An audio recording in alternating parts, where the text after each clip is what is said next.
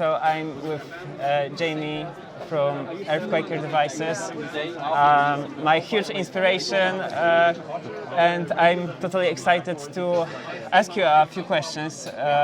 First of all, maybe what was that moment when you discovered something very interesting when you started messing around the circuits, and what was the kind of the point you thought, wow, I'm impressed, I want more? Just in general, or like something that's like an EarthQuaker pedal? Like, I mean, in general, it was like when I started making pedals, like, just started working on like, in particular, the like fuzz-based circuits, like when I was still like learning stuff.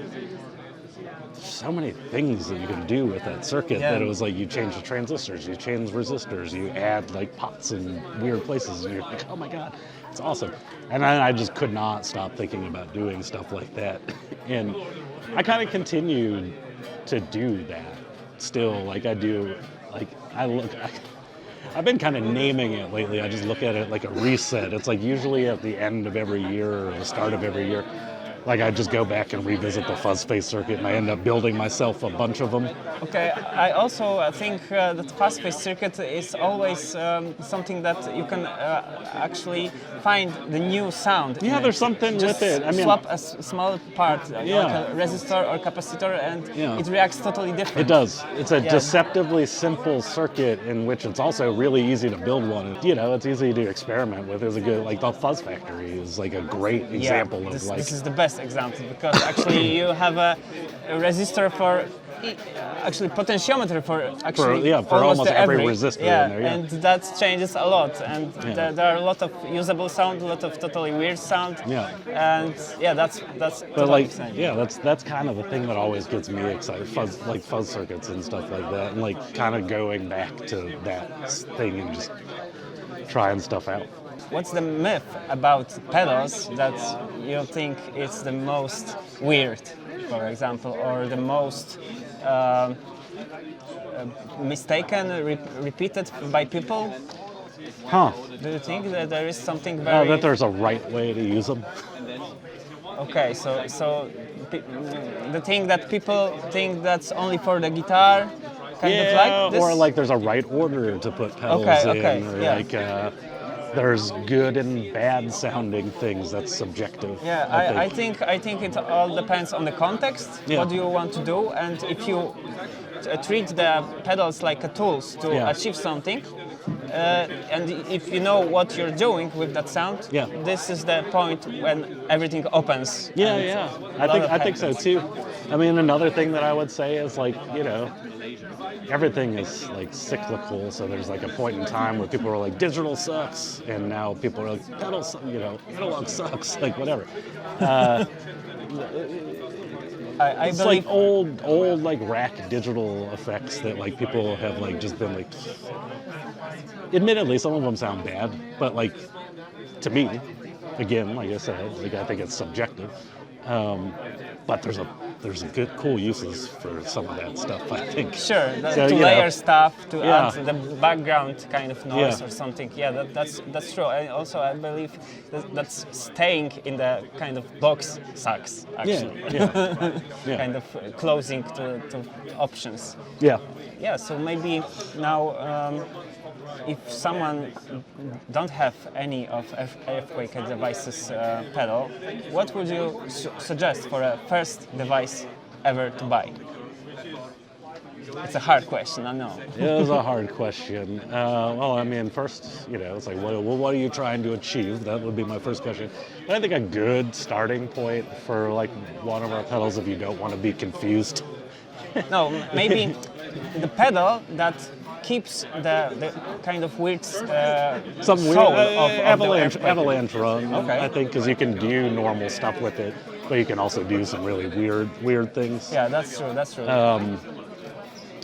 You know, aside from that, like if you just wanted to confuse yourself for a while but get an understanding of like what I think people think of when they think of EarthQuaker, like the rainbow machine, or the afterneath, something like that. Probably the afterneath.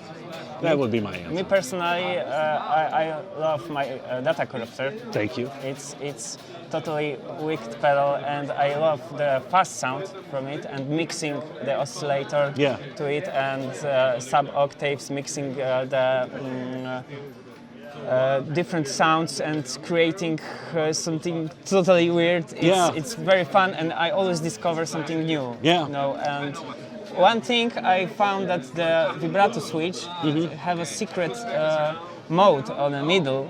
Oh, you're forcing it into the middle and doing something? And it sounds like a totally new preset. So if you haven't checked that, you need to try. I've done it, but it's been a minute. I'm that pedal. I've been finding that I'm explaining it a lot because we're at this trade show, even though it's like an old pedal. It is a pedal that, like, the second people plug in and they're like, oh, what is this? Like, because you can, but like, if you just do this, you don't get a good sense of like what the pedal sounds like. And what I've been finding something that I kind of forgot about, which is like the way the mixing section has worked. Like, there's some phase cancellation in the mixing, so like every little movement you make of all those three voices makes a new sound. That's true. I also discovered this, and I've seen some people even use it on the drums. So this is totally weird awesome. Idea. Yeah. What's the most exciting thing for you when you creating a new circuit? What's your favorite process? Maybe something like this. It depends on what I'm doing, but like I mean, this is probably nothing new for sure, but like, you know, if no one knows how circuits are created, I still been building stuff on breadboards. I don't ever use modeling software like Spice or something me too. like that. I also love. I'm a breadboard guy. I like, because weird stuff can happen with a breadboard. Like, you can discover strange things in that process, but it's usually that, like, breadboarding. Breadboarding. There's always like some point in it where it's like I could be trying for like one kind of thing, and then like when you kind of stumble into like, oh, what's this cool sound? Like, why is that happening?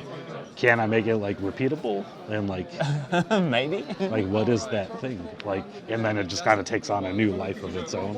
Yeah, so I have exactly the same. The breadboarding process is always exciting, and same as you, I'm finding a new stuff by mistake, changing the place of some parts and discovering a new kind of sounds that is weird, but also can be set as a mode on a switch. And I have a problem to decide which mode should be in the final form. You know? That's very hard. I feel like I do a bunch of that stuff too, and like I wouldn't say it's a mistake. Like, I think a lot of people like view like, you just plug stuff in and see what happens, but it's like, no, you kind of know what's going to happen, but like, so you can be surprised by the results sometimes, and then you end up with things like that where you're like, you know, like the difference between like glide and vibrato, like on the data corruptor, was just like well, what happens if you use this size cap, this value cap breaker? Okay. It's like, oh, well, it really cleans it up, and then it's like, well, what if you use a bigger one? Like, what happens then?